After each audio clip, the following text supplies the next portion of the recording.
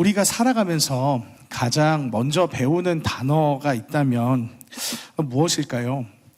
아마 엄마, 아빠일 것 같습니다. 어린아이가 자기 입술로 처음 내뱉는 소리는 단순한 소리가 아니라 존재 자체가, 존재 전체가 이렇게 기댈 수 있는 가장 안전한 관계를 향한 표현이라고 할 수 있는데요. 저희 아이도 맨 처음에 마마라고 이렇게 얘기하다가 이제 점차 엄마라고 하고, 저를 보고, 사실 이제 저희 아이가 저를 보고도 한동안은 엄마라고 막 이랬었어요. 그러다가 이제 빠빠, 엄빠를 지나서 이제 저에게 이제 아빠라고 이제 잘 발음을 합니다. 그리고 33개월이 된 지금은 이제 제가 집에 오면은 아빠라고 하면서 이제 제 품에 딱 안기는데요. 저에게 가장 행복한 순간이기도 합니다. 우리 인간에게 엄마, 아빠는 태어나서 제일 처음 자신이 기댈 수 있는 존재, 내 편이 되어줄 수 있는 존재, 언제나 자연스럽게 다가갈 수 있는 그런 존재인데요. 오늘 우리가 묵상하는 이 갈라디아서 4장 본문의 말씀은 바로 이 놀라운 진리를 보여줍니다. 예수 그리스도의 십자가 구속 이후에 우리 모두는 하나님을 두려운 심판자나 나와 멀리 계시는 창조주로 보는 것이 아니라 아빠, 아버지로 부를 수 있는 정말 가깝고 친근한, 언제든지 다가갈 수 있는 자녀의 권세를 얻게끔 하셨다는 것입니다. 오늘 말씀을 통해서 우리는 어떻게 피조물과 창조주라는 이 넘을 수 없는 4차원의 벽을 넘어서 우리가 하나님과 부모와 자녀의 관계가 될 수 있었는지, 성령 안에서 성령께서 우리 안에서 이루시는 역사와 하나님의 자녀로 사는 삶의 실제적인 의미를 함께 나누고자 합니다. 먼저 오늘 본문 4절을 보면 때가 참에 하나님이 그 아들을 보내사 여자에게 나게 하시고 율법 아래 나게 하신 것은 이라고 말씀하고 있습니다. 하나님은 창세기 3장 15절에 하와에게 선악과를 먹게끔 해서 인간의 죄의 수렁에 빠지게 만든 사탄에게 내가 너로 여자와 원수가 되게 하고 내 후손도 여자의 후손과 원수가 되게 하리니 여자의 후손은 내 머리를 상하게 할 것이요 라고 이렇게 말씀합니다. 이 말씀은 하나님이 사탄에게 너가 지금은 여자를 속여서 인간 모두를 죄 가운데 빠뜨렸다고 지금 의기양양하고 있는데, 너가 속인 여자의 후손으로 내가 너의 권세를 모두 박살낼 것이고 모든 것을 내가 다 정상화시키겠다라고 하는 이 창세기 3장 15절은 하나님의 자존심 선언이었습니다. 이 말씀을 보면 인간이 타락했던 그 순간부터 하나님은 죄에 빠진 우리 인간을 향한 그 명확한 구원의 때를 정하신 것을 이렇게 볼 수가 있습니다. 그리고 길고 긴 구약의 시간이 지나서 마침내 그때가 되었습니다. 로마 제국의 언어와 또 도로, 정치 체제가 모두 준비된 때, 또 유대인의 종교적 열망들이 다 무르익은 때에, 바로 그때에 하나님께서는 자신의 하나뿐인 아들 예수 그리스도를 우리 가운데 보내셨습니다. 그리고 예수님은 스스로 인자, 즉 사람의 아들임을 드러내시면서 자신이 여자에게서 나셨고 우리와 똑같은 인간으로 오셨다라는 사실을 강조합니다. 그리고 말씀은 그 다음에 예수님을 율법 아래 나게 하셨다라고 말씀하는데, 이것은 예수님이 여자의 후손인 인간의 몸을 입고 오셨을 뿐만 아니라 하나님이 주신 율법을 지킬 의무가 있는 유대인으로 태어나 할례나, 여러분 할례가 어떤 건지 다 아시죠? 할례가 포경수술을 말하는 겁니다. 창세기 17장 9에서 14절을 보시면 하나님께서 아브라함과 할례를 통해서 아브라함과 아브라함의 후손들에게 이것이 언약의 표징이라고 말씀하시면서 태어난 지 8일 된 모든 이스라엘의 남자들은 할례를 하라고 이렇게 말씀하시는데요.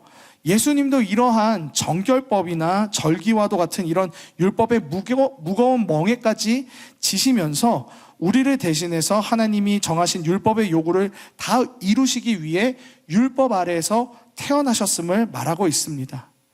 그래서 그 다음 본문, 오늘 본문 5절을 보면은 이는 율법 아래에 있는 자들을 속량하시고 우리로 아들의 명분을 얻게 하려 하심이라 라고 말씀하시는데, 예수님이 율법 아래에서 태어나신 것이 우리 모두를 율법의 저주에서 해방시키기 위한 뿐만 아니라 더 놀라운 목적은 그 저주의 해방 이후에 우리들에게 아들의 명분, 그러니까 곧 종의 신분에서 자녀가 될 수 있는 신분을 주시기 위해서 이 어렵고 힘든 고난의 길을 오셨다는 것을 볼 수가 있습니다. 여러분, 노예가 자유인이 되는 것만으로도 사실은 엄청난 해방입니다. 제가 넷플릭스 영화 중에 되게 또 전란이라고 하는 그 영화를 본 적이 있었는데, 거기서 강동원 씨가 천영이라고 하는 노비로 나옵니다. 이 천영이라고 하는 노비가 어렸을 때부터 자신이 모시던 도련님 대신에 종아리까지 맞으면서 엄청난 고생을 하다가 매번 과거 시험에 낙방하는 자신의 도련님 대신에 자기가 과거에 만약에 도련님 대신에 시험을 봐서 내가 장원급제를 하면은 나를 면천시켜달라고 주인집 대감마님과 이렇게 딜을 합니다. 근데 이제 이 천영이라는 사람이 장원급제에 성공을 해요. 근데 이제 와보니까 주인이 대리시험을 본 것 자체가 이제 굉장히 집안에 누가 될 수 있다라는 그 사실을 깨닫고 약속을 뒤집어서 없던 일로 이렇게 만들어버립니다. 그리고 또 로마 시대 때 노예제도를 보니까요, 노예가 주인에게 돈을 많이 주면 그 노예는 노예 신분에서 벗어날 수 있었다고 합니다. 그런데 문제는 뭐냐면, 일단 노예가 자신의 신분을 바꿀 만큼의 큰 돈을 번다는 것 자체가 사실 거의 불가능할 뿐더러, 이게 가장 중요한데, 설사 돈을 많이 줘서 자유인이 됐다고 하더라도 만약에 주인의 마음이 바뀌어서 너 다시 돌아와라 그러면은 다시 노예로 돌아갈 수밖에 없다고 합니다. 그리고 노예는 로마 시대 때 당시에 노예들이 자유인이 됐다고 하더라도 선거권이 없기 때문에 온전한 그런 시민의 권리도 행사할 수 없었다고 합니다. 즉 이러한 것들을 봤을 때 종이, 노예가 이렇게 자유인이 된다라는 것은요, 그 자체만으로도 주인의 그런 자비와 긍휼, 변하지 않는 마음에 기대어야 하는 그런 엄청난 축복임을 볼 수가 있는데요, 하나님은 거기서 멈추지 않고 종이었던 우리를 단순한 자유인을 넘어서 창조주의 아들, 딸이 될 수 있게끔 한 것입니다. 이게 바로 복음의 스케일입니다. 오늘 본문 6절 한번 볼까요? 너희가 아들인 고로 하나님이 그 아들의 영을 우리 마음 가운데 보내사 아빠, 아버지라 부르게 하셨느니라 라고 하는데요, 종의 신분을 넘어서 하나님은 우리에게 이렇게 아빠, 아버지라고 부르는 것을 허락하시는 것을 볼 수가 있습니다. 이 구절에 나오는 아빠, 아버지라고 하는 이 부분을요, 헬라어로 하면은 아빠 호 파테르라고 이렇게 합니다. 아빠라고 하는 이 단어는 예수님 당시에 사시던 팔레스타인 지방에서 아버지라고 하는 의미 아람어 아브라는 이 단어를요, 헬라어로 음역해서 갖고 온 단어입니다. 그런데 이 아람어 아브를 헬라어로 이렇게 가져왔을 때 아빠라고 이렇게 표현이 되는 거 보면은 이게 우리가 아버지를 좀 더 친밀하게 부르는 아빠와 이렇게 발음이 똑같다라는 것에 대해서 참 신기함을 느낍니다. 우리가 하나님을 아빠라고 이렇게 부를 수 있다라는 것에는 여기에 몇 가지 의미를 짚어볼 수가 있습니다. 첫 번째는 깊은 신뢰입니다. 어린아이가 위험에 처했을 때 가장 먼저 찾는 사람이 부모입니다. 엄마는 아이를 안아주고 아빠는 아이의 문제를 해결해 주죠. 저희 아버지도 목 아래로 전혀 움직이실 수 없는 지체장애를 갖고 계셨지만, 그럼에도 저희 아버지는 그 움직이시지 못하는 몸으로 저희 가정의 모든 문제들을 해결해 주셨고, 또 제가 음악 입시할 때도 여러 가지 이제 정보들을 이렇게 알아와 주셔가지고 저한테 이것저것 막 알려주셨습니다. 아빠가 이렇게 아이의 든든한 기둥과 울타리가 되어주는 것처럼 마찬가지로 우리가 삶의 어려움과 고난 속에서 하나님을 아빠라고 부를 때 하나님께서 모든 것을 해결해 주실 것이라는 이 깊은 신뢰를 고백하는 것입니다. 그리고 두 번째는요, 바로 온전한 사랑입니다. 저도 부모가 돼 보니까 자식을 향한 부모의 이 온전한 사랑이 뭔지 조금이나마 알겠더라고요. 우리 부모님들이 혼낼 때 여러분들 이런 말씀 들어보신 적 있을까 모르겠어요. 너도 너 같은 자식 한번 낳아봐. 부모님이 혼내실 때 너도 너 같은 자식 한번 낳아봐 라고 이렇게 가끔 혼내시는 적이 있었는데 제 삶에도 제가 그렇게 당하게 될 줄은 몰랐습니다. 정말 상상도 못했는데요. 자식을 보면서 힘이 난다라는 게 뭔지도 알겠고, 근데 문제는 말썽을 부릴 때에는 정말 미친 듯이 미우면서도 그럼에도 한없이 사랑스러워서 안아줄 수밖에 없는 이런 사랑을 우리 청년들도 꼭 경험하셨으면 좋겠어요. 네, 꼭 경험하셨으면 좋겠고, 이러한 사랑이 부모님의 사랑, 더 나아가서 하나님의 사랑이라는 것을 우리 모두가 아셨으면 좋겠습니다.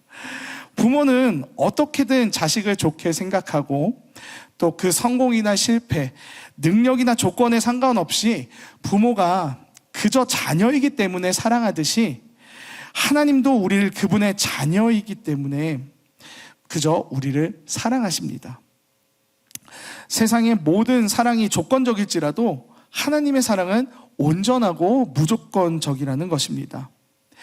세 번째는요, 바로 깊은 친밀감입니다.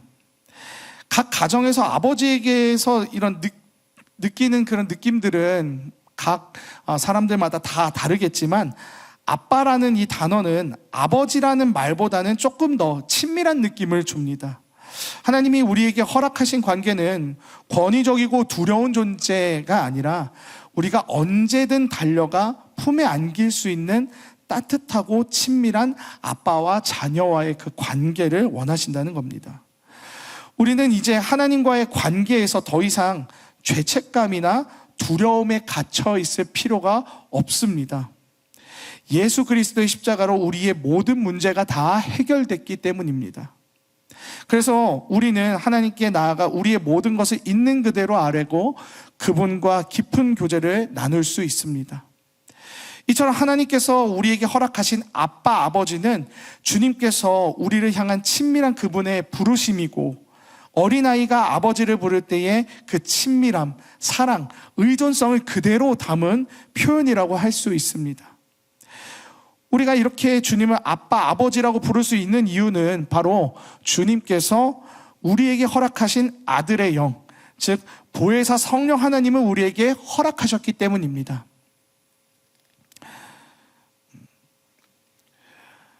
요한복음 14장 16에서 17절을 보면 예수님께서 제자들에게 이렇게 말씀하십니다. 내가 아버지께 구하겠으니 그가 또 다른 보혜사를 너희에게 주사 영원토록 너희와 함께 있게 하시리니 그는 진리의 영이라. 세상은 능히 그를 받지 못하나니 이는 그를 보지도 못하고 알지도 못함이라. 그러나 너희는 그를 아나니 그는 너희와 함께 거하시며 또 너희 속에 계시겠습니다 라고 이렇게 말씀하시는데요, 즉 예수님께서 십자가 사건 이후에 부활하셔서 다시 하늘로 올라가셨을 때 이 땅의 육신의 형태인 예수님 대신에 우리 각 마음의 보혜사 성령 하나님을 허락하셔서 하나님을 아빠, 아버지라 부를 수 있도록 모든 것을 허락하시고 설계하셨다는 것입니다. 만약 누군가 피조물인 너가 어떻게 창조주인 하나님을 이렇게 아빠, 아버지라고 부를 수 있느냐라고 누군가 물어본다면 여러분 이렇게 대답하시기 바랍니다. 첫 번째는 하나님의 말씀이 그걸 증명해 주고 있고, 두 번째는 내 안에 계신 성령님이 나를 하나님의 자녀라고 증명해 주시기 때문에 나는 하나님의 자녀라고 할 수 있어 라고 이렇게 대답해 주시면 되겠습니다. 이처럼 하나님은 멀리 계신 분이 아니라 성령으로 우리와 함께하고 계시며 그 안에서 우리가 직접 아빠라고 부를 수 있는 가깝고 친밀한 관계를 허락하셨다는 겁니다. 그래서 그 다음 다음 구절인 7절을 보면은 하나님께서는 아예 우리의 신분을 규정하시는 것을 볼 수가 있어요. 그러므로 네가 이후로는 종이 아니요 아들이니 아들이면 하나님으로 말미암아 후산이라. 여기서 여러분 후산은 상속자를 말합니다. 왠지 재벌집 막내 아들과 같은 그런 드라마나 판타지 소설에서 금수저들만 들을 수 있을 것과 같은 그런 말인데, 놀랍게도 하나님은 우리를 자유인으로 해방하는 것뿐만 아니라 주님의 자녀 삼으시고, 그 자녀 삼으시는 목적 자체는 우리와의 친밀한 관계를 위해서 하는 것뿐만 아니라 하나님의 유업, 즉 하나님의 나라와 그분의 영광을 함께 누릴 자로 세우셨다고 선언하시는 것입니다. 이건 단순히 이름만 자녀가 아니라 실제로 유산을 물려받을 진짜 상속자로 삼으신 것을 말합니다. 아무런 자격이 없는 죄인이 하나님의 모든 것을 물려받을 수 있는 상속자로 신분이 엄청 껑충 뛴 것입니다. 이것은 우리의 노력이나 공로 때문이 아닙니다. 오직 예수 그리스도의 십자가 공로를 믿음으로 말미암아 주어주신 은혜의 덕분입니다. 에베소서 2장 8에서 9절 말씀이 그렇게 증거하고 있습니다. 너희는 그 은혜에 의하여 믿음으로 말미암아 구원을 받았나니 이것은 너희에게서 난 것이 아니요 하나님의 선물이라. 행위에서 난 것이 아니니 이는 누구든지 자랑하지 못하게 함이라. 하나님의 은혜로 우리는 이제 천국을 소망하면서 살 수 있게 되었고요, 이 땅에서도 하나님의 나라를 누리면서 살 수 있게 됐습니다. 이전에 우리는 죄의 종이었지만 하나님은 우리 가운데 자신의 독생자 예수 그리스도를 이 땅에 보내셔서 우리 대신에 율법의 모든 것을 지키게 하시고 십자가로 우리 죄를 대신 지게끔 하셔서 그 생명의 값으로 사망으로부터 우리 영혼을 사서 우리 영원한 하나님 나라의 상속자로 삼으신 것입니다. 우리는 이렇게 큰 은혜를 받은 존재들입니다. 그렇다면 이제 우리는 어떤 삶을 살아가야 할까요? 첫 번째는 두려움이 아닌 하나님과 친밀한 관계로 나아가자는 겁니다. 종은 주인을 무서워합니다. 주인을 기쁘게 해야만 생존할 수 있다고 생각합니다. 하지만 자녀는 다릅니다. 자녀는 실패할 수 있습니다. 그리고 자녀는 넘어질 수 있습니다. 마치 어린아이가 걸음마를 배울 때 수없이 넘어져서 부모가 그렇다고 해서 그 아이를 포기하진 않습니다. 넘어졌다면은 아버지가 너 이제 내 아들이 아니야 이렇게 매정하게 버리거나 그렇지 않는다고요. 오히려 달려와서 안아주고 손을 잡아서 일으켜 세워주죠. 아버지는 자녀를 버리지 않습니다. 신명기 31장 6절에 주님은 하나님의 백성들에게 너희 하나님 여호와 그가 너와 함께 가시며 너를 떠나지 아니하시며 버리지 아니하시리라라고 말씀하셨고요. 또 이사야 49장 15절에서는 여인이 어찌 그 젖 먹는 자식을 잊겠으며 자기 태에서 난 아들을 긍휼히 여기지 않겠느냐. 그들은 혹시 잊을지라도 나는 너를 잊지 아니할 것이라 라고 말씀하셨습니다. 여러분들의 육신의 부모님이 어떤 분들이실지 모르겠지만 우리 하나님은 결코 여러분들을 버리지 않으시고 결코 잊지 않으시는 그런 하나님이시라는 겁니다. 우리를 결코 포기하지 않으시고 우리를 지으신 분이시기 때문에 우리의 모든 것을 다 아시는 그런 하나님이십니다. 그래서 우리는 그분을 아빠라고 부르며 두려움 대신에 친밀함으로 나아갈 수 있습니다. 그런 주님께 우리가 하나님은 내 기도 들어주시지 않겠지, 내가 평소에 이러이러한 죄들을 짓고 살았는데 이런 내 기도를 하나님이 정말 들어주시겠어? 하나님은 나를 싫어하실 거야. 이런 그 불신과 막연한 두려움들이 우리 가운데 혹시 있다면 이 시간 이 모든 것들을 내려놓고 그냥 어린아이가 아빠라고 이렇게 부르듯이 단순히 아빠 나를 도와주세요. 나에게 이러이러한 고민이 있어요. 아빠 나 이걸 원해요. 이렇게 진솔하게 기도하면서 내 모든 것을 주님께 내어놓는다면 주님은 우리의 그 부름과 기도에 응답하실 것입니다. 저희 33개월 아들도 뭔가 필요하면요 아빠라고 하면서 그 고사리 같은 그 두 손으로 제 손가락을 이렇게 잡아서 막 끌고 가요. 그러면은 이제 뭘 하라고 하냐면은 TV를 틀어달래요. 근데 이제 아이가 TV를 또 많이 보면은 또 정서적이나 또 이런 이렇게 자라는 것에 조금 문제가 있어서 너무 많이 보여주지 않으려고 저희 부부가 노력하다 보니까 지금은 TV 볼 시간이 아니야 라고 이렇게 얘기할 때도 있고, 진짜 이제 지온이가 이제 필요할 때 저를 불러가지고 이제 배고파가지고 저를 끌고 갈 때면은 그때에는 이제 먹을 거를 주면서 그 부름에 응하기도 하는데요. 이런 것처럼 하나님과 우리와의 관계도 이렇게 자녀가 아빠를 자연스럽게 부르고 아빠는 그 자녀의 요구를 자연스럽게 들어주고, 또 들어주지 못하는 것은 내가 그것을 하긴 어렵다고 이야기하며 소통하는 것처럼 주님과 우리가 그런 친밀한 관계 가운데로 들어가자라는 것입니다. 두 번째는요, 당당하게 상속자의 삶을 살아가자는 것입니다. 상속자는 미래가 보장된 사람입니다. 세상이 어떻게 변해도 내일을 두려워하지 않습니다. 우리가 하나님의 상속자라는 것은 단순히 죽은 이후에 천국에 가는 것만 의미가 아닙니다.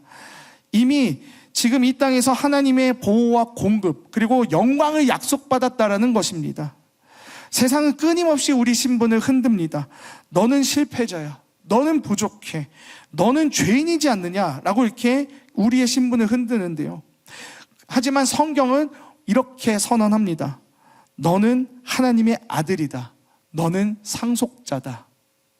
예수 그리스도의 십자가가 너의 모든 것을 다 속량하였다.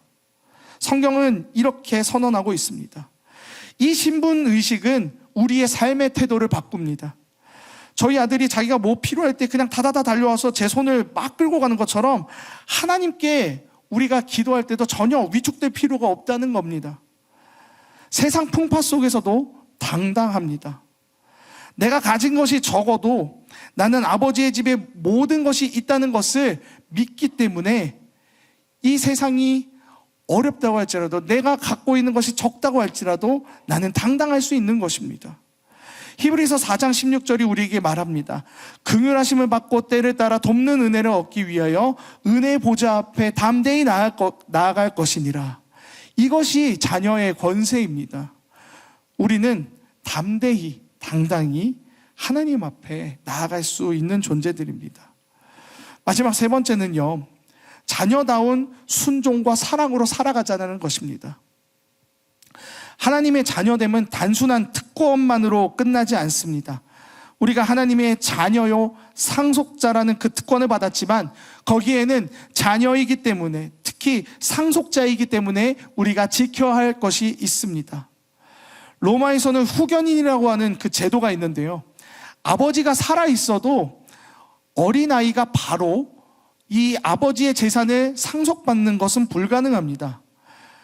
그래서 어떻게 상속의 과정을 격리하면 13살까지는 이 상속자가 부모님의 사랑을 그대로 받고 자랍니다. 그런데 이제 14살부터 25살까지는 아이가 성숙할 때까지 후견인이나 청지기가 아이의 생활을 관리하면서 집안의 상속자, 그 집안의 모든 유업을 받기 위한 훈련에 들어가게끔 합니다. 즉 상속자는 이미 주인집 아들이지만 실제 삶은 그가 이제 성숙하기 전까지는 종과 크게 다르지 않았습니다. 후견인의 지시에 따라야 했고 아버지의 뜻에 맞게 또 준비되어야 했습니다. 하지만 때가 되면 아버지가 정한 시점에 아이는 더 이상 후견인 아래에 있지 않고 진정한 상속자로 인정받게 되는데, 오늘 본문의 바울은 바로 이 그림을 빌려서 설명을 한 것입니다.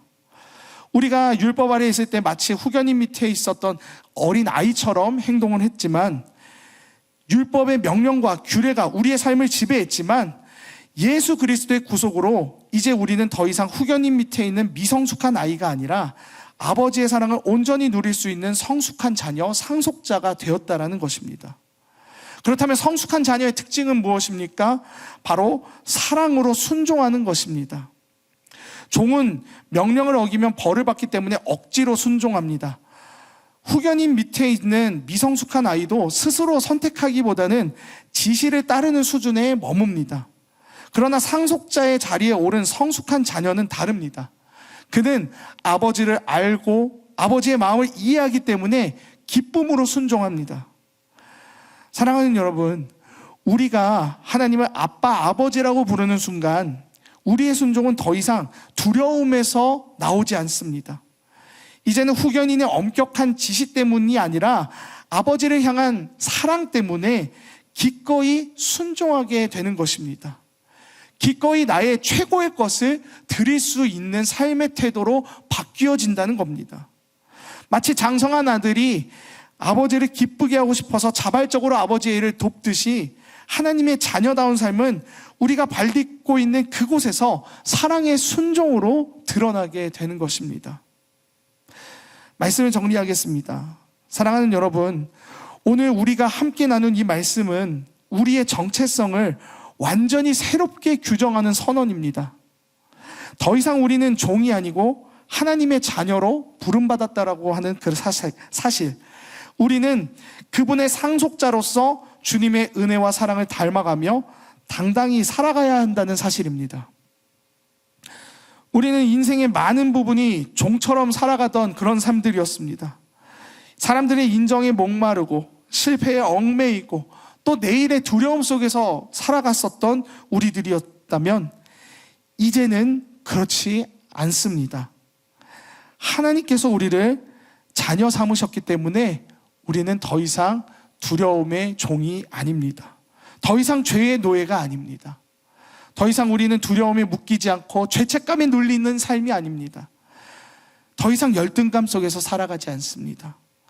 하나님께서 우리들에게 너는 내 아들이다, 너는 내 딸이다 라고 말씀하고 계십니다. 그리고 하나님은 우리를 아빠, 아버지라고 부르게끔 하시면서 친근하고 깊은 관계를 허락하십니다. 이것은 우리의 공로나 자격이 아니라 전적으로 예수 그리스도의 은혜 덕분입니다. 그 은혜 덕분에 우리의 기도는 무겁고 딱딱한 의무가 아니라 아버지와의 그런 자연스러운 대화가 되었고, 우리의 예배는 더 이상 두려움으로 드리는 그런 예배가 아닌 주님께서 우리에게 영원한 생명으로 새로운 신분을 주신 것에 대한 기쁨의 고백이 될 수 있었습니다. 뿐만 아니라 우리는 단순한 자녀가 되는 그 삶을 넘어서 상속자가 되어서 미래 하나님 나라를 함께 누릴 존재로 우린 부름받았습니다. 여러분, 우리 모두가 이 사실을 기억하면서 하나님 앞에 나아갈 때 주님이 나의 아빠, 아버지십니다. 주님이 나의 아버지시고 나의 후견인이 되어주시니 하나님, 내가 두려움 없이 오늘도 믿음으로 걸어 나갑니다. 우리 삶 가운데에, 여러분 각자의 삶 가운데에 어떤 문제와 고난, 어려움들 있으실 텐데요, 그 모든 부분들 주님 앞에 내려놓으면서 어린아이가 아버지 품에 뛰어들듯이 우리가 우리 예배와 삶과 기도 가운데에 주님께 그렇게 진솔하게 고백하며 주님과 진솔한 대화를 나누는 그런 우리 예배와 그런 삶이 되길 간절히 소망합니다. 아빠, 아버지, 그 부름 안에는 자유가 있고 치유가 있고 용기와 확신이 있습니다. 이제 여러분은 더 이상 고아가 아닙니다. 더 이상 종이 아닙니다. 하나님 아버지 집에 모든 것들이 다 준비가 되어 있습니다. 우리 오늘 제목이 하나님은 이제 제 아빠가 되셨습니다. 이렇게 하나님을 아빠로 부르게 됐습니다라고 이렇게 정했는데요. 그 특권을 온전히 누리는 저와 여러분들에게 소망하면서 이번 한 주도 하나님과 깊은 관계를 누리는 그런 저와 여러분 됐으면 좋겠습니다.